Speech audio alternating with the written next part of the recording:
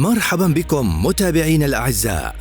ومن بين أخطر الأسلحة في العالم التي يمتلكها الجيش الروسي الصاروخ البالستي كينجال، روسي الصنع، قادر على الطيران ب10 أضعاف سرعة الصوت، أي بنحو 12350 كيلومترا في الساعة، وحيث يصل مداه إلى 2000 كيلومتر، ويمكن له القيام بمناورات خلال كل مرحلة من مراحل طيرانه. ومن مميزات هذا السلاح أنه يتبع مساراً متعرجاً، ما يسمح له باختراق الشبكات المخصصة لاصطياد الصواريخ، ويتميز أيضاً بقدرته الفائقة على إصابة الأهداف بدقة متناهية.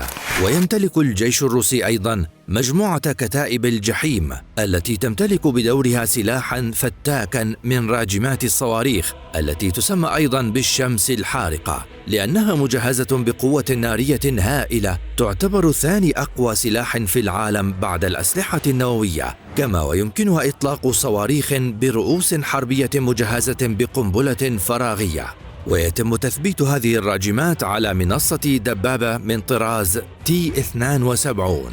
أما عنصر القوة الأكثر فتكاً في الجيش الروسي قام بالإعلان عنه شخصياً الرئيس الروسي فلاديمير بوتين، وهو المدعو بالشيطان سارمات، وهو صاروخ نووي بطول 35 متراً ونصف المتر، ووزنه يزيد عن 208 أطنان، وقطره يبلغ 3 أمتار. أما حمولته التدميرية فباستطاعته حمل 10 أطنان، ومداه لا نهاية له، فهو عابر للفضاء والقارات، حيث تبلغ سرعته ما يفوق 15,000 ميل في الساعة، وهو قادر على حمل 10 رؤوس نووية دفعة واحدة، كل منها يمكنه استخدامه ضد هدف مستقل يبعد مئات الكيلومترات عن الآخر. وعند وصوله للهدف يحدث هذا الصاروخ قوة تدميرية تعادل 400 ضعف قنبلة هيروشيما.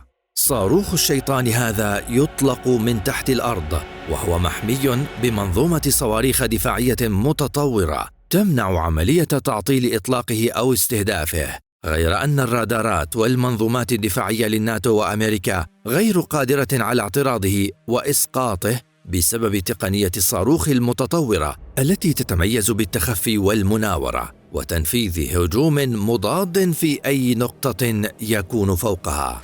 إنه سارمات RS-28، وإطلاقه في أي حرب يعني الدمار الشامل وقيام حرب عالمية عظمى.